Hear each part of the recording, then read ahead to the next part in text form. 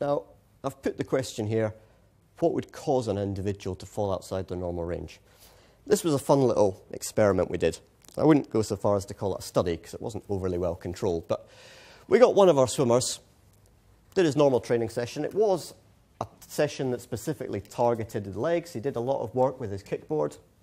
This was a back crawler, and it was his hamstrings, bicep femoris we looked at. We then got an elite sports scientist, you can guess who that was, did the same, more or less, training, and you can see quite clearly from pre to post, very little change going on in our well-trained, well-conditioned swimmer.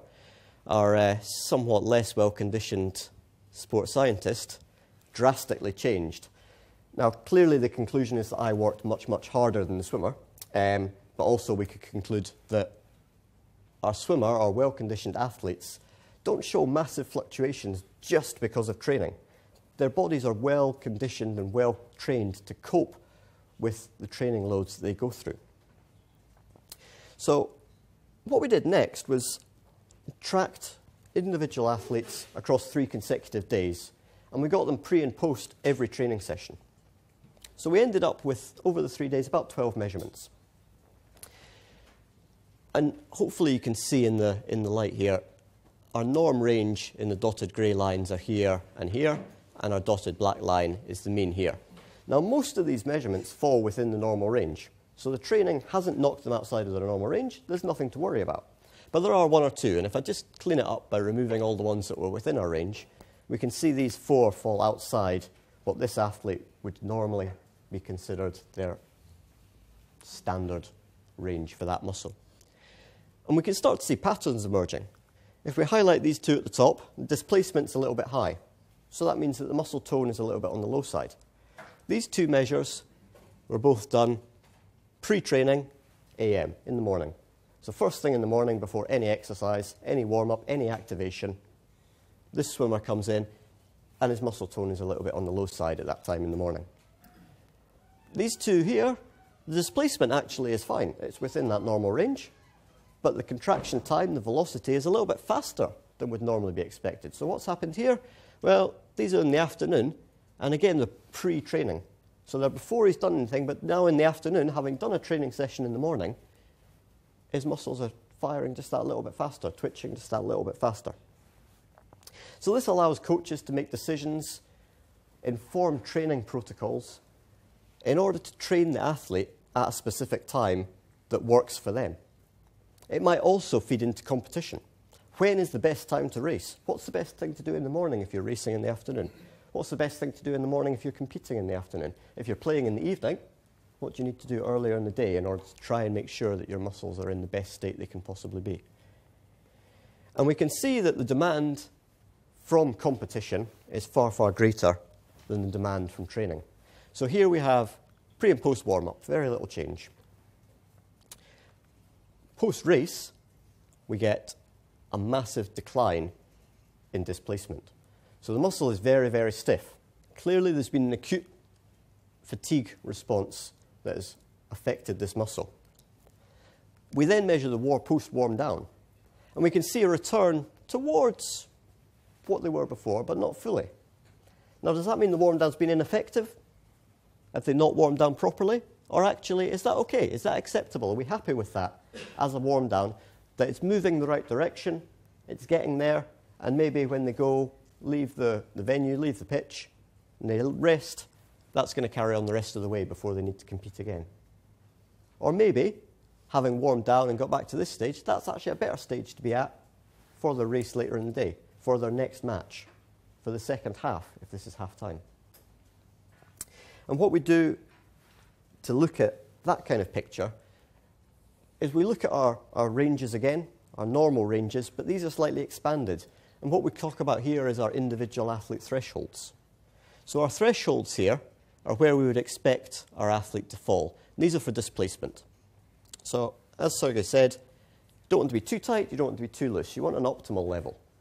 So we want them to fall within here. We don't want them to be above, because that would be too loose. We don't want them to be below, that would be too tight. And you can see that different muscles, very different. Now, I've picked individuals that are relatively symmetrical here. It might be actually that you get individuals whose left side normally would be down here, and right side would normally be up here. Okay? That wouldn't necessarily be desirable, but that might be how they operate. Some sports are very one-sided, very unilateral. Tennis players, we might expect to be asymmetrical, and actually, we might want them to be asymmetrical. We might want them to be stronger, better, faster, more powerful on their dominant side that they're doing the majority of the work on. Now, as I said, different muscles, different shapes, different thresholds, different places. The response of different muscles to the same exercise is not always the same either. We can see here, this is our same time points that we had before, a pre-warm-up, post-warm-up, post-race, post-warm down. And we've got the vastus lateralis and the bicep femoris at the top and the bottom show a very similar response. Post-race, we get this dip in displacement, this tightening of the muscle, this acute fatigue. Medial gastrocnemius actually responds very differently. We actually get this slight increase in displacement post-race. Now, the demands being placed on the gastrocnemius, on the plantar flexors, very, very different during a swimming race than the demands being placed on the hamstring and the quadriceps. So clearly, it's to be expected that the muscles will respond in a different fashion, even though it's all the same exercise that's being performed. Now, that helps us to plan out our warm-up protocols. It's again coming down this idea of one size doesn't fit all. It applies for muscles as well. Warming up the plantar flexors in the same way that you warm up the quadriceps or the hamstrings is not necessarily what you want to do when you're going to be swimming a race that's going to alter these muscles in a different way. And it's actually very rare to just swim one race in isolation within swimming. Normally, you would have multiple events across multiple days. And we can track that across an entire weekend of racing. Generally, where we see these dips, that's post-race. Okay? But we can see even here that left and right side don't always respond the same. We get dips occurring on the right side in orange that actually haven't occurred so much on the left side.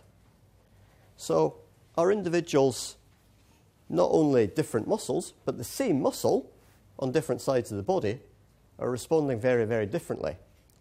Now, this probably comes down to asymmetry that exists. And if we have a look at some normal range data again, we can see that the same muscle but on different sides might have a much bigger range on one limb compared to the opposite limb.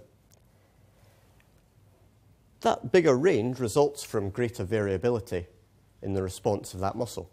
And that greater variability probably comes about because there's greater demands and greater stresses being placed on this muscle than there is on its twin over on the other limb, which is probably because this is better toned, better conditioned, stronger, more powerful, faster. So in order to try and maintain that equilibrium of symmetry, in order to try and keep up, this one's always having to work much harder. You could think of it as the two friends, one with short legs and one with long legs. Short legs, me, I'm having to run to keep up with big long legs over there. Okay, I'm working harder, but we're actually just covering the same distance. We're doing the same thing. We're walking from A to B, but I'm working so much harder because I'm not as well equipped, because my legs are short. Now, within our swimming squad, we do have levels of asymmetry. Now, these symmetry values are slightly different from what Sergey presented earlier. So here, our symmetry index, a value of 0 would be perfectly symmetrical.